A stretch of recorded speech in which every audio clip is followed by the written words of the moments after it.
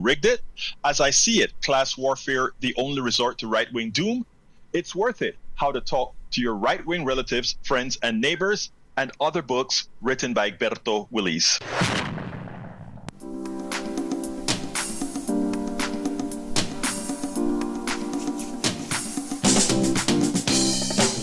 Welcome to Politics Done Right. I'm Egberto Willis, your host. Good morning, Houston. Good morning, Harris County. Good morning to the great state of Texas. Good morning, everyone. We are going to have a great show for you today. And I forgot to turn a particular mic off, but I think we're okay now. Good morning, Houston. Good morning, Harris County. Good morning to the great state of Texas. Good morning, everyone. We are going to have a great show for you today. And I forgot to turn a particular mic off, but I think we're okay now. Actually, I don't think that's me. Good morning, Houston. Good morning, Harris County. Good morning to the great state of Texas. Good morning, everyone. We are going to have a great show for you today. And I forgot to turn a particular mic on, but I think. And I'm back. Okay, I think this has something to do with what we're doing, but we're back. Anyway, let's throw it to the studio. Hey, we're here. How you doing? I am doing fine, except for some loopback that decided to raise its dirty head again. We are just okay. Yeah, we heard that. I was like, what's happening? Just roll with it. Just roll with it. We are going to row the boat. Anyway, how you guys doing this morning? So far, so good. So far, so good. Good. Doing good. All right, I'm just going to do your headlines today, your intro. Okay, welcome to Politics Done Right, where truth is our weapon against corruption and greed. Today we tackle the devastating effects of Trump's tariffs on farmers, the GOP's dangerous push for a government shutdown aimed at gutting Obamacare, and the troubling TikTok deal that enriches Trump's allies while risking U.S. propaganda. These are not isolated issues. They are part of a broader pattern of power consolidation and corporate exploitation. It's time to shine the light on the corruption and fight for a government that serves the people, not the powerful. Man, that's a very powerful statement there, Egberto. You know, we got to do it. We have to do it, and more than ever. There are a lot of things happening. There are a lot of things happening we don't know about. We just have to stick together. And, we had other people on my 3 o'clock show that was still echoing something that both of you spoke about yesterday. Jack, both your names were mentioned on the afternoon program on staying together and also nicking the system. So, I mean, these are serious times. Anyway, before I get started, hold on a second. Yes. I want to do something. I'm gonna arm the phones because they've been on the fritz, and let's see what happens. Okay. Is that okay for you? Yeah, we have we sort of have a high pitched sound. Maybe it's from but I mean, for getting the phones up, I will take the high pitch. I want to hear from more people. Okay. Okay. Yeah, okay. We got it up. They're up. Yeah, excellent. Well, thank you, my brother. Look, guys. Well, let me see beforehand. Mayanna, you have anything to add to Jack? No, just ready to hear everything that you have that's going on. All right, I'm going to get started outside of the newsletter that I sent out this morning about what the show is going to be, because there's something I want to talk to our farmers. I really need you all to listen to me, because we depend on you to grow our food. We depend on you being out there in the boondocks doing, again, you are the breadbasket of America. People like to call you the breadbasket of the world. They don't treat you like the breadbasket of the world, but you are the breadbasket of America. You're the ones that keep us fed. And you are used by our economic system. I mean, anybody who goes to the grocery stores, you see the prices of meat sky high. You see the prices of wheat sky high. Bread gone up in prices. All these prices are high. Yet, I ask all our farmers to look at your bottom line. Look at where you're at. How much of that rise in prices that we Americans are paying are you seeing in your bottom line? Are you seeing in your checkbook? I don't think you're seeing much of that at all. But at the same time, my brother and sister farmers, at the same time, you are seeing that we have a country like Argentina who decided to follow again. They made the same mistake America made, but as a smaller economy and one that can be more easily controlled, they went full-fledged austerity. They went full-fledged with the same kind of rhetoric you normally hear from right-wing economists. And now their economy is severely failing. And they're now looking for a bailout. And to save face, they've adapted American methodology in the treatment of their people, but they don't have as many resources as we do. We have our farmers in dire straits, our farmers on the brink of losing their lands, probably 75% of total assets, in jeopardy right now, not because it had to be, but because of our policy to enrich a few. Our brothers and sisters are soybean farmers. Your soybeans have no international buyers of consequence. Why? Because our tariffs on China and other places have sent China to Brazil, have sent China to Ecuador, and all these other places. China has built ports to move the massive amount of resources from these countries to China. While we fight each other, while we worry about so much more, they were around the world not bombing, but building. A few days ago, I showed you what they're doing with their car manufacturing to put their cars in every single country. They're doing the same thing with docks in Panama. Well, since America has so much dominion over Panama, they sort of stunted that by making sure that these big ports that they're building in Panama doesn't stay under their control. But that's just Panama. They're doing it all over the world. Now, while our farmers are in dire straits and they're discussing whether they're going to give them a bailout, a handout, some welfare out of the tariffs, the billions in tariffs being collected, Argentina is having no problem getting U.S. guarantees to prop them up, to prevent them from going into utter chaos. You see, the capitalists of America, they take care of their own first.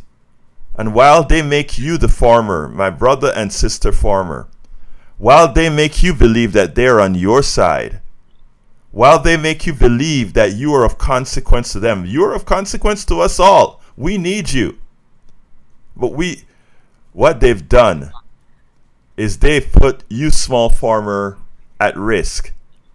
And if you think this is an accident, I ask you to go back to the former agricultural secretary for the United States under Trump version 1 between 2017 and 2020. And rest assured that they knew this was their intent, because this Secretary of Agriculture told a panel that the days of the small farmer is over, as he started to push agribusiness. And even when this welfare for the farmers, this handout to the farmers, this bailout of the farmers will partially occur a few weeks down the road. Of course, it's going to be too late for many. Most of that money will not be going into the hands of you, my dear small brother and sister farmers. It will be going into the hands of the agribusiness, the ADMs of the world, as they buy up your land, as you can no longer pay your bills that was supposed to hold you over till you sold your soybeans, till you sold your wheat, till you sold all your commodities. This is a direct result of the vote. This is direct result of your vote. Now you are going to have to decide if you're going to allow a false ideology to continue keeping you in dire straits. As we Americans living and eating well by the fruits of your labor, by the fruits of what you produce, as the big oligarchs, these capitalists that care nothing about humanity, as they continue to profit over and above, and you make nothing and you suffer, you are going to have to decide whether your ideology and your prejudices and all these other things continue to hurt your family, your personal economy, your regions. So folks, please think well, because right now there's no comeback. There's no comeback already for many of you. All right, let's go ahead and test the phones out and see if we can get them working today. Look, folks, we have a lot of things happening in the background, but we're trying our best with the equipment that we have. So let's see if we're going to be able to get Bruce on the line. Come on in, Bruce. Let's see if we can get this stuff working. Okay. I can hear you, Bruce. You can hear me? Yes. I can hear you. Excellent. Let's get busy. Talk to me. Okay, is this Alberto? Yes, this is Egberto. Yeah, I have a couple points. I'm getting an echo back, but I'll ignore it. In the third grade, I saw JFK at Rice Stadium. In the fourth grade, our teacher came out with tears in her eyes to tell us he was assassinated. That affected me greatly. When I was 14 years old, Martin Luther King was assassinated. That bothered me greatly. Nobody came out and said there has to be a chapter of the Democratic Party in the schools or a chapter of the NAACP in the schools. What they're doing in Oklahoma is blatant brainwashing. It's baloney. I wanted to use the other BS word, but you won't let me put it on the air. I have my own replacement theory that I use with Republicans. I say you're replacing critical thinking with baloney. You're replacing quality people with sycophants. You're replacing democracy with fascism. You're replacing critical thinking with baloney. Anyway, I'm done. Thank you so kindly for that, my dear brother. Appreciate that. And, you know, that is so true. But let me tell you something, folks. That is why we will stick together, and that's why we will move on. We won't let this go. Anyway, I have a video for you with something that the Donald had to say about tariffs yesterday at a press conference. I want you to listen to this. It's about a 9-minute here. So check this out, and then we'll take it on the other side. Today, Donald Trump was entertaining the Turkish President Erdogan. And interestingly, as you know, the government is likely to shut down on Tuesday. So, of course, reporters are going to ask him about Tuesday. And what the Democrats really want to do is they want to reinstitute the subsidies for the Affordable Care Act and all the subsidies that will aid folks in paying for their insurance, their health insurance going forward. Because if what the big beautiful bill forgot is that the subsidies were expiring and needed to be reinstalled in whatever new bills came out. And of course they didn't, because they don't care about the working class. They don't care about the common man. They just talk about liking the common man and the working class. They do nothing for them. So anyway, many of these people are going to see their insurance bills explode. Some are going to be even more than doubled. So what Democrats are trying to do is to prevent this from occurring. And they want to go ahead and make sure that as they've signed the bill to keep the government open, as for the Republicans to keep the government open, what they want to do is to make sure that during this period, people will have their subsidies so they don't lose their health care. Of course, Donald Trump doesn't care about that. So he lies to the reporter who asked about the shutdown and says, Democrats want to give health care and all these things to all these illegals, and they want to open the borders. And he's telling people that the reason the government is going to shut down is that the Democrats want to give free health care to the foreigners and to the illegals, as he calls them, etc. It's a lie. The Democrats want to help the entire country to have health care, whether you're in Appalachia, urban areas, rural areas, wherever. They want to ensure that you get health care. Republicans are saying no. So when the government shuts down on Tuesday, it will be because Republicans said no support for your health care. But I want you to listen to this, because he also brought in tariffs. And the interesting thing about tariffs that he brought in is that he said, we're starting to see a lot of money we didn't know we had. And I told them, check, where is it coming from? Tariffs?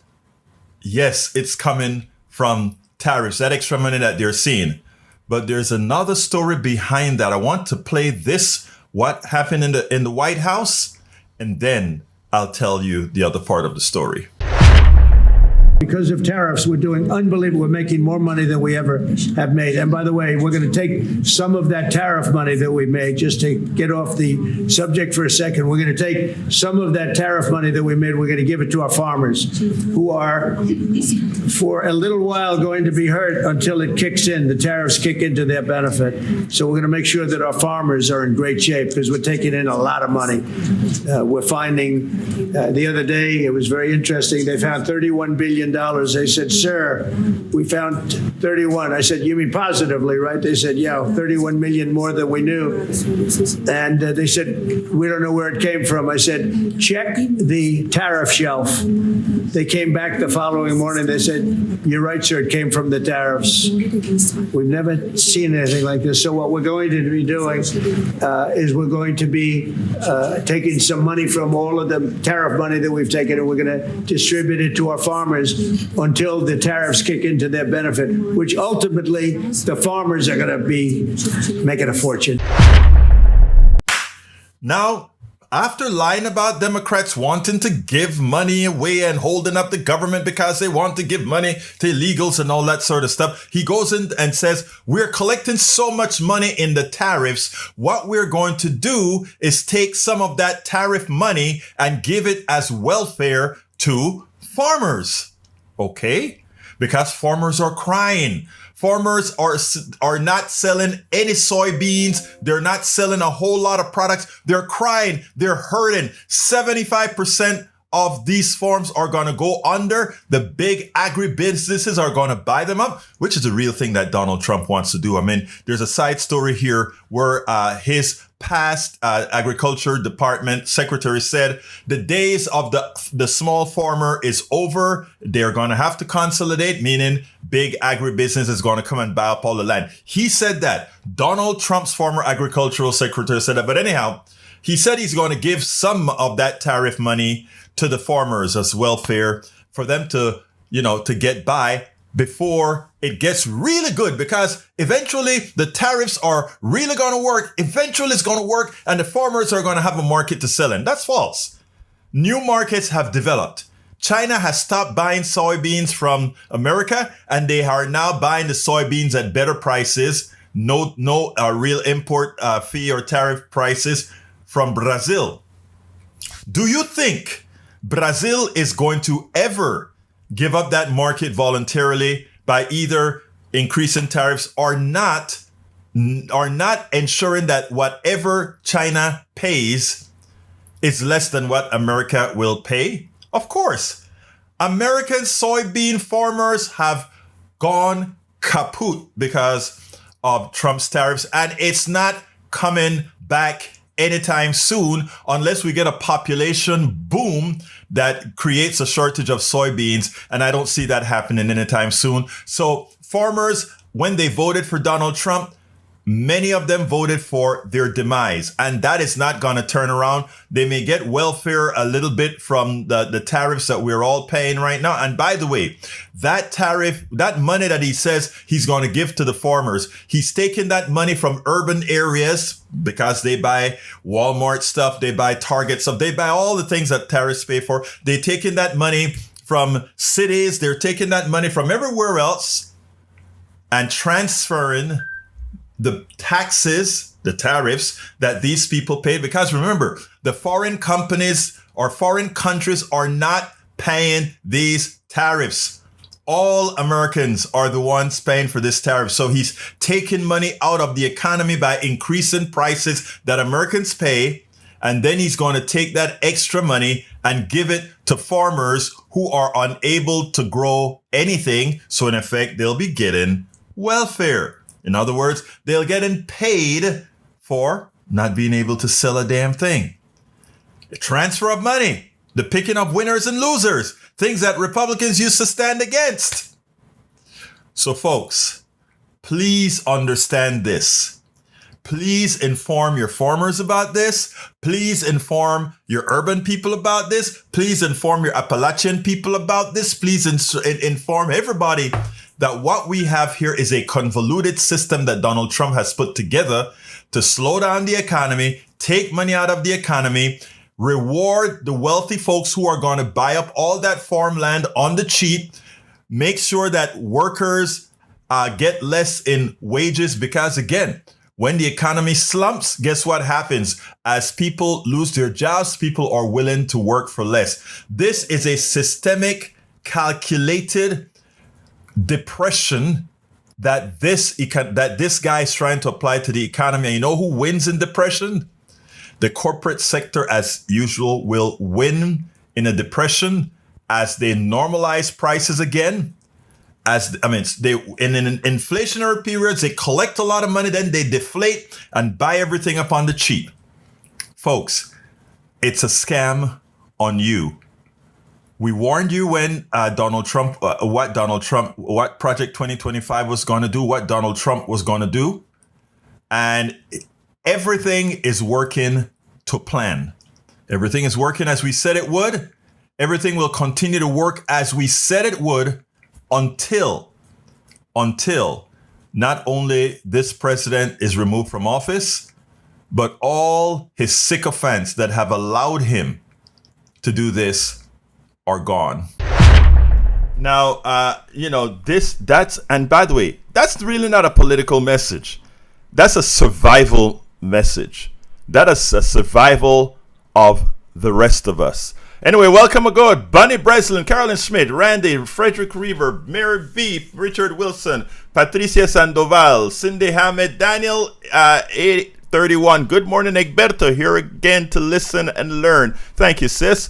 Judith Van Caven, Brenda Finberg, Arnel Fuchilo, Susan Russ, Mary B, LBW, La Profesora. You know I love me some teachers because you guys move knowledge forward. Thank you for being here. The executive from LBW, the executive order from yesterday is scary in its wording as it makes anyone who has a different opinion of our government an enemy. The gathering of top brass next week is very concerning. Man, I got calls on that meeting on top brass yesterday. I don't know what it is. I can't pick. Look, let me tell you. you get all the generals together, right? Everybody's scared. Are they going to command the generals to do bad things? I'm going to tell you, I think if you get all the generals together and they command the generals to do bad things, I think the generals are generally of good repute. And I think if they, remember, they are not allowed to execute an illegal order. And I think most of them, I think, are going to be good people. You know, I mean, I am not as fearful as a lot of people are about the generals meeting under Hegseth, because I think a good thing is for all of them, the good and the bad ones, to get all together. And if my theory is correct that there are more good ones than bad ones, maybe they'll exchange notes. It's never happening. Welcome says he think it's a diversion. Margaret Ryan, outreach media campaign, being loud, being heard, learning locally together and develop local leaders. Margaret, that is the formula. In fact, Jane B. in North Carolina, Agave, Matthew Ward. Ma Wilkinson says, hang on Trump, and said to get his way, he would use the military. Must be why he's having a military. Remember, even the military is not allowed to execute illegal orders.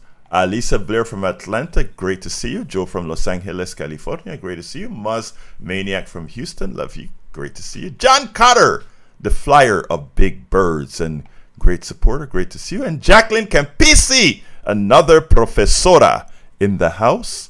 Thank you guys for being here, and thank you for keeping our knowledge forward. Lita Bearcat from Austin is in the house. Before I go back to the phones, I just want to say this. I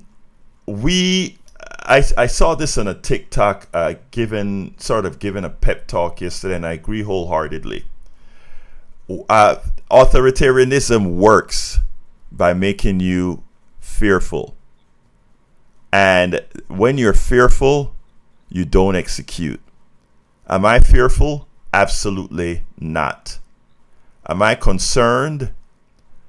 I have concerned not because of what they're doing.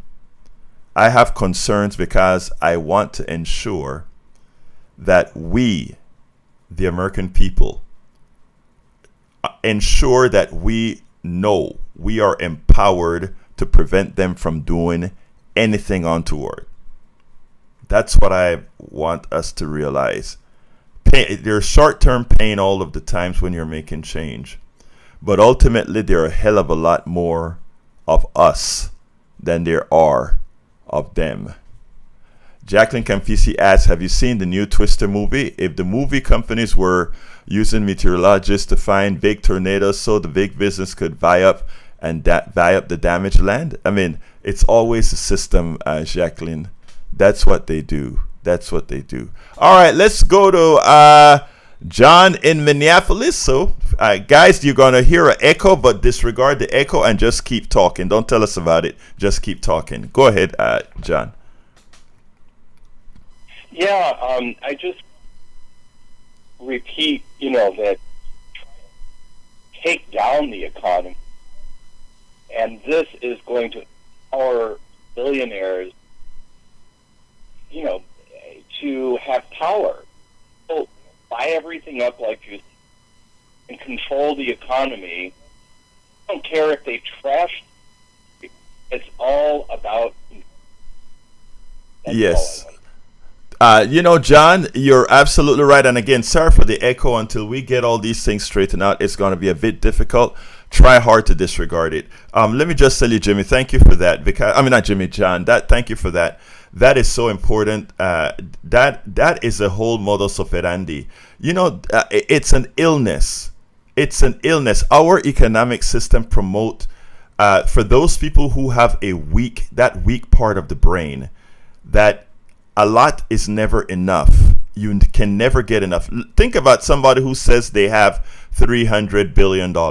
First, I want to tell you, nobody can make $300 billion in a lifetime. You cannot. You can only have $300 billion if you have an economic system that allows exploitation. That's all. I mean, anybody wants to argue or discuss that, I am willing to have the methodical discussion on that. It is impossible. They've taught us that it's a hard work and ingenuity of somebody that allows that to occur. Nope, it's a failed economic system that allows those disparities to occur. Not that somebody knows how to work. And I'll discuss that till kingdom come. Let's go to Patrick. Come on in, Patrick.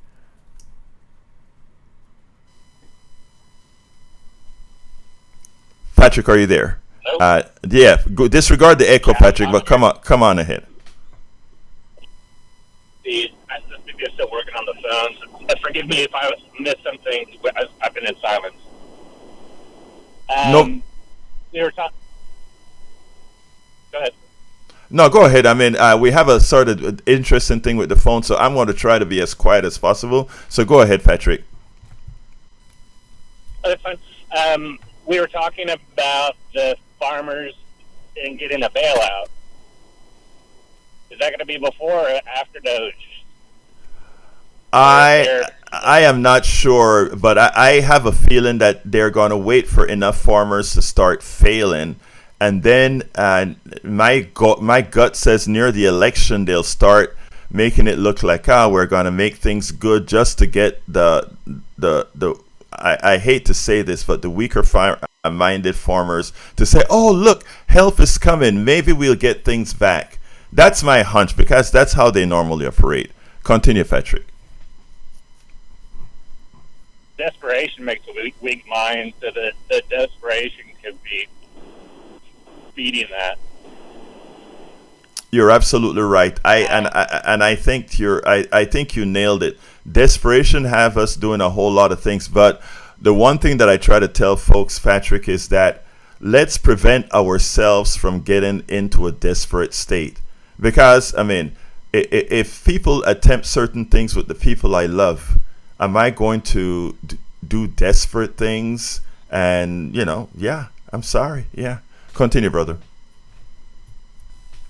Now we're talking about the government shutdown, and he's blaming the Democrats. Do we remember 2018, December?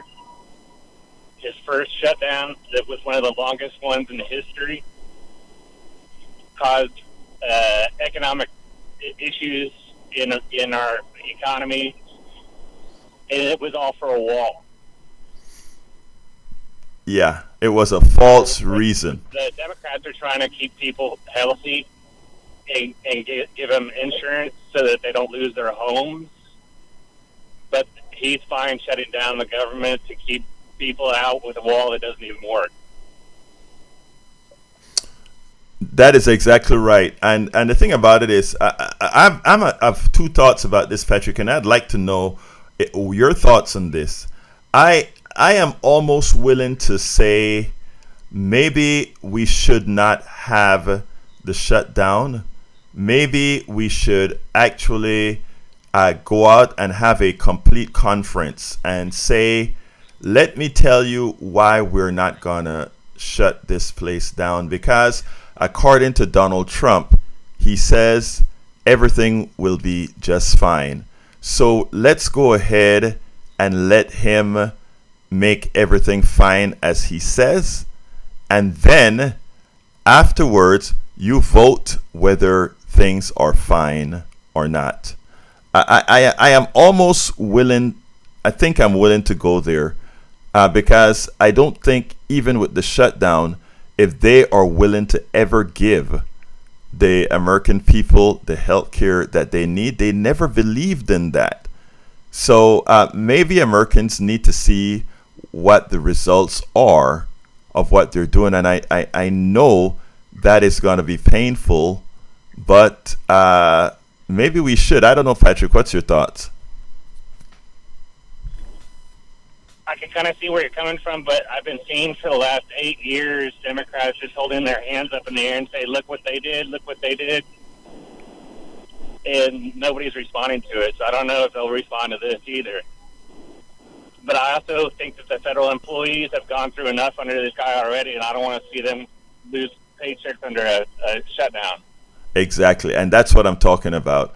That's what I'm talking about. In other words, I said, I think I think there are two pieces to the puzzle. One is you have to go out there and speak and campaign. Even right now, I don't think, I've mentioned it, a couple of people have mentioned it, but I don't think anybody realized that if the government shuts down, it is going to be shutting down because of Republicans are going to shut it down because Democrats are saying we are not going to vote for a bill that allows people to lose their health care. I don't think there are many people that realize that because there's nobody really covering the truth. But anything else, Patrick, before I jump to Jimmy? No, sir. Thank you so much for taking my call. Thank you, sir. And folks, I know the callers who are calling in, it's going to be difficult on your ears because of the feedback. I'm going to ask you while you're talking to move the headset from your ears so that you don't hear yourself. So in other words, go ahead and just talk without your headset on, and when you're done talking, then you listen. Jimmy, come on in.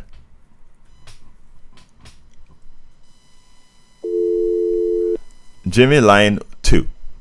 Or 4, I'm sorry. Okay, hi, Roberto. The military, the United States military, we spend more on our military than the next 8 nations combined. We have over 800 bases around the world. President Eisenhower said we should beware of the military-industrial complex, and so I would much rather see us spend $100 million on a new high school than on another ship for the Navy. You're regarding the tariffs. Trump put high tariffs on China. China is retaliating by not buying our soybeans. So that's why our farmers are suffering, because of Trump's tariffs on China. That's exactly right. And until and again, there are a lot of farmers that are still saying, maybe we'll give the president another 6 months for things to work. Well, in 6 months, a lot of them are going to be gone. But worse, that's not how markets work, and they all know it. They all know that's not how markets work. China has long-term deals now with Brazil, and that is exactly where it's going to go. Yesterday, I said something that is sort of up for dispute, and that is where the most fertile land is. I said because of the climate between the tropics of Cancer and the tropics of Capricorn, they are better. In reality, I just need to make a minor correction, and that is because they have permanent growing periods, they can produce more, but that many of the lands on the other side of those tropics are actually more fertile because of the way inundation works and other factors. Just needed to make that correction. I just thought about it. Anyway, anything else, Jimmy? Yeah, I saw on the news where they're going to prosecute James Comey. This is another example of Trump's vindictiveness, going after a man who helped prosecute him. And so he's trying to hurt Comey, and Comey said, I'm totally innocent. Let's go to trial. Yeah, I'm going to tell you something about Comey. It's interesting because I wrote a quick tweet and I said poetic justice. Donald Trump is president likely because of what Comey did a few days before the election. And the same guy that he brought into power is the guy that is now attacking him. So I'm just outside watching from the outside, because what Comey did to Hillary Clinton was much worse than what he did in investigating Donald Trump. I think I am just washing my hands from it. Everybody's making a big deal out of it. I'm like, Comey, that's the guy he put in office. Thank you very much, Jimmy. Have a wonderful day, and I'll talk to you tomorrow. Let's go ahead and go to Betty. Come on in, Betty. Hello. Yeah, Betty, talk to me. Hi, this is Betty. I'm okay. You? I'm doing fine, sister. Talk to us. Let's see. Trump made a fool of himself in the UN, And Robert Jr. said in September he will let us know where autism comes from. This is September, and here comes Trump. Here comes Trump, and he in September, and he is talking about Tylenol. He said what he is saying it's the woman's fault. You know, they say, and Tylenol can screw up your liver. I think in 1960, I believe you could buy straight Tylenol over the counter. I think that's when we started with Tylenol. Anyway, guns again. Clean up the guns. This is not a war. Love y'all. Thank you, sis. Have a great one, Betty. All right, Brian, come on in.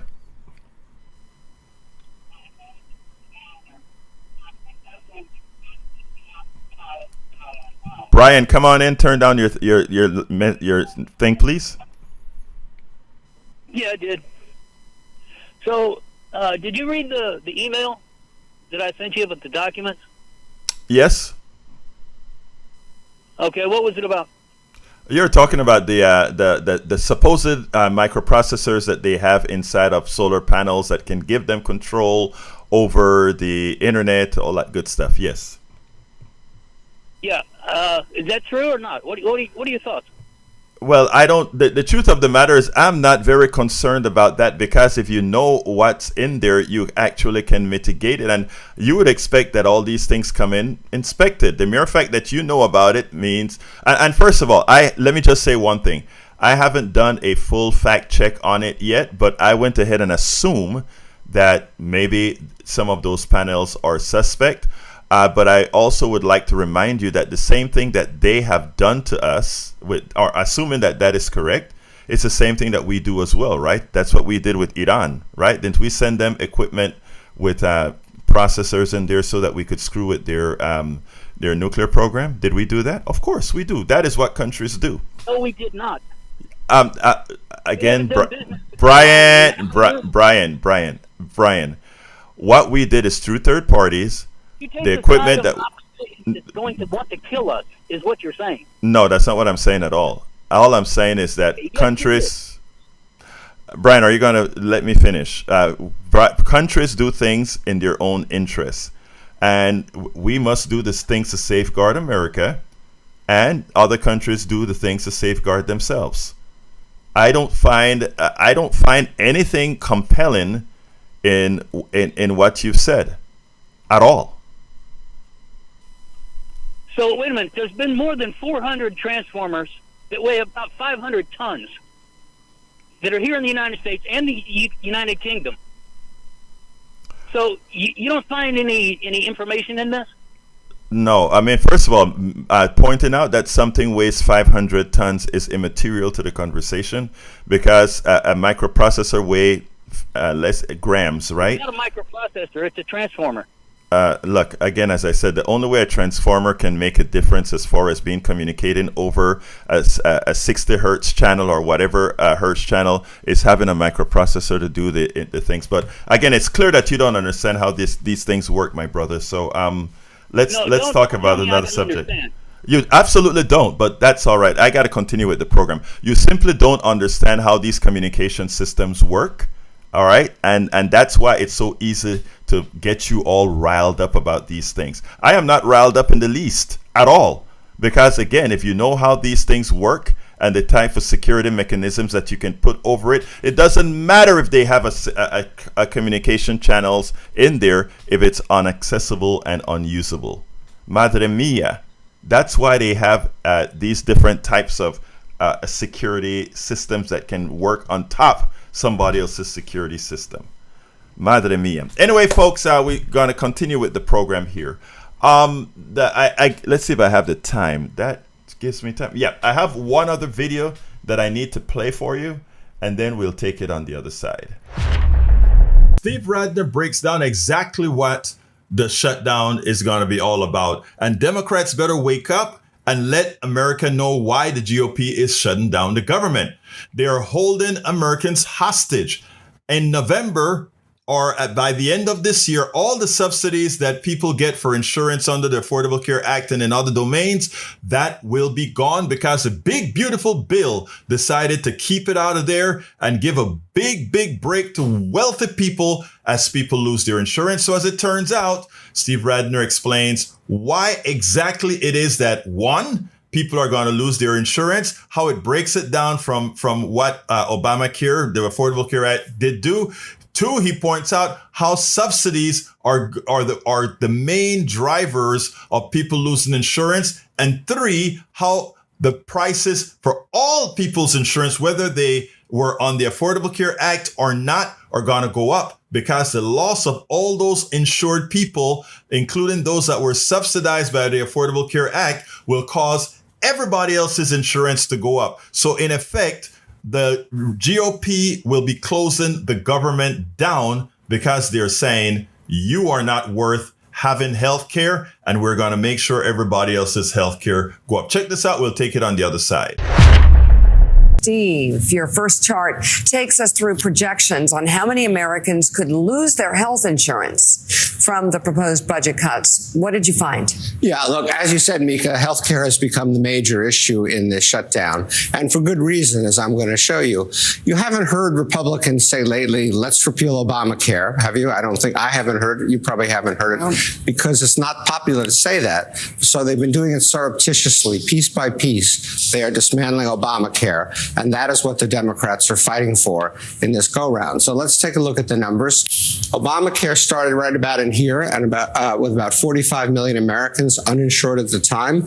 We brought it all the way down here to 25 million. In other words, 20 million Americans got insurance, largely, if not entirely, because of Obamacare. And now a combination of changes is going to bring that back up here, and it's going to take away 70% of the people who got health insurance under Obamacare are going to lose it, both because of what's in the big, beautiful bill and because of what's on the table right now, which I'm going to explain. And you can see it breaks down to a few pieces. These are the changes made in the big, beautiful bill. That's 10 million of this 14. And now what's on the table for this shutdown would be 4.2 million more people losing their health insurance if the Republicans get their way. Steve, as we move to your second chart, there are these tax credits, enhanced tax credits that boost coverage that are set to expire at the end of the year. What impact will that have? Yeah, so that's what's on the table. The Democrats have a long wish list, but when you talk to them privately, what it comes down to for the moment, they're not going to get the big, beautiful bill unwound. What it comes down for the moment is another provision set to expire at the end of this year, unrelated to the big, beautiful bill, a bunch of extra tax credits that were passed during the Biden administration under the American Rescue Plan to both provide more aid and to deal with an original kind of little design flaw in Obamacare. So this is the percent of income that people have to pay for health care. This is the income level starting at the bottom, obviously, and going all the way up here. And under the ACA, there was this cliff where if you got above $60,000 a year of income for a single person, the amount you paid suddenly went up like that and then eventually declined. The provision that was put in during the Biden administration provided what are called enhanced subsidies and took your costs down to here. And so if this expires at the end of the year, as it is currently scheduled to do, for all these folks, the percent of their income that they're going to pay is going to go back to this pink line. And that's what's really at stake at the moment. And you can see that those enhanced tax credits were very, very popular. The number of people taking it went from 10 million all the way up here to 20 million as they came into effect. Most of the people who get it are people down here, which is 250% of the poverty line is about $40,000 a year. So these are people for whom buying insurance would be very, very costly. And so we were providing a wonderful benefit to them that is going to go away in the course of this year if there is not some agreement. So then you're going to have fewer people on the insurance rolls. And Steve, what does that do to premiums ultimately? I'm hearing the concept of even premiums tripling. Yeah, so fewer people on health insurance means that health insurance companies raise prices for everyone who's buying through these marketplaces that were created under the ACA or Obamacare, because fewer people, it just makes it more expensive for them. And so you had 312 insurers already file for their rates for next year. And they're assuming that these things expire. That's what they have to. That's the current law. And when you look at these are all the different ones, but the point of it is 18% proposed rate change, not just for the people that I was talking about before, but for everybody who buys their insurance through the Obamacare marketplace. And then if you want to take a look at what this means for a representative family, take a 55-year-old couple making $85,000 a year. Their insurance bill at the moment is $7,225, thanks to the subsidies that we talked about. The subsidies go away. Their bill goes to $20,792. But then you have what I talked about a minute ago, that premiums just go up in general because fewer people are on insurance. So their premiums actually go to $24,535. You tell me how a couple making $85,000 can afford to pay $24,000 for their insurance. Hence, you see all those people dropping off of the insurance rolls. Let me tell you guys, that is so true. I remember when I went solo and to work for myself and had to get private, in other words, not through the employer, but had to buy insurance myself. I had a $10,000 deductible, and back in those days, back in the late 90s, early 2000, I still was paying, and remember, these are late 90s, early $2,000, close to $1,000 a month in insurance with a $10,000 deductible. And as time went on, there was a time that I had my $10,000 deductible, as well as over $1,500 a month in insurance costs with that, and that's a high deductible for that. Now, if I were to do it now, right now, as it turns out, we because my wife works for the district, we get insurance through an employer. But if it were now, that is what I would be paying over with a high deductible, $24,000 plus a year in insurance. And that is not because I'm getting any service.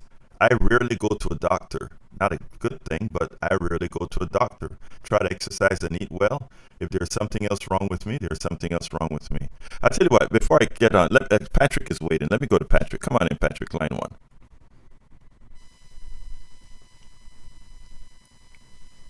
Patrick, you're on. Okay. Maybe Patrick is on hold or something. All right. Let me finish my soliloquy then.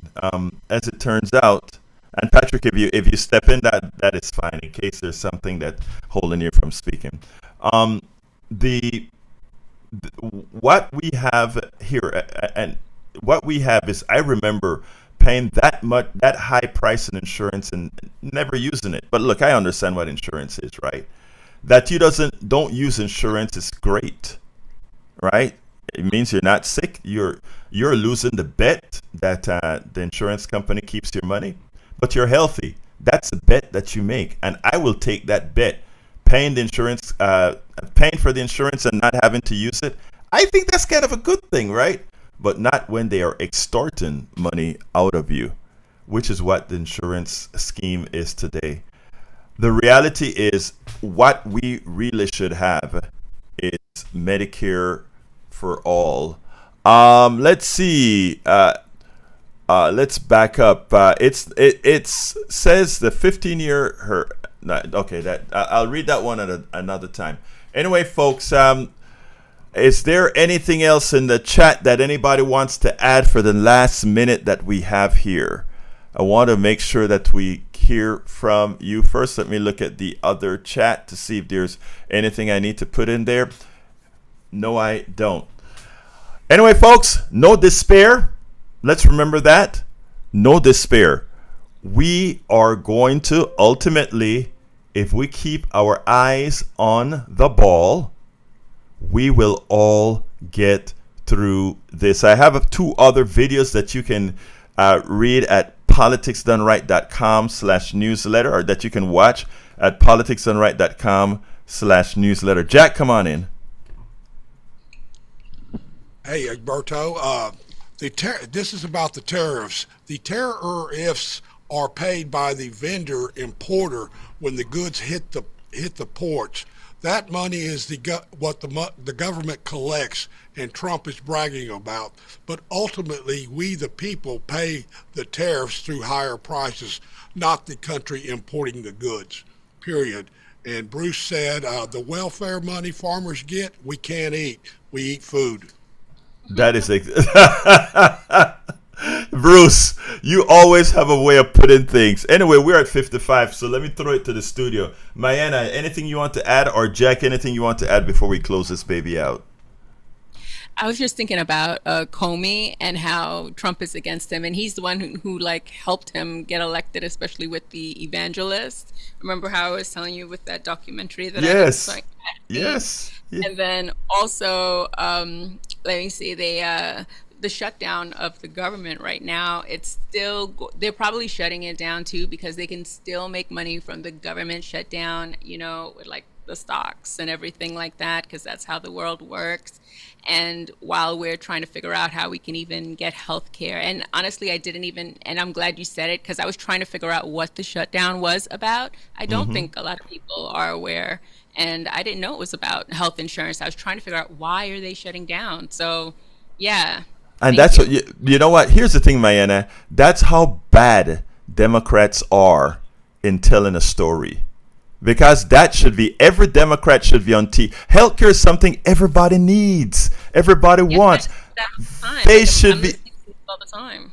Yeah, they should be on TV. They should be ubiquitous. They should be all over, letting people know what this is really about. But they aren't. Again, sometimes you wonder if they themselves are on the take. Anyway, we got to close this baby down. Look, folks, you can get the rest of the program at politicsdoneright.com/newsletter, politicsdoneright.com/newsletter. You can email me directly, as you heard Brian emailed me, at kpft@politicsdoneright.com, kpft@politicsdoneright.com. And by the way, let me tell you, I love you all. I mean, and by that, I mean all. My name is Egberto Willis. This is Politics Done Right, and you guys know how I end this baby. I am what?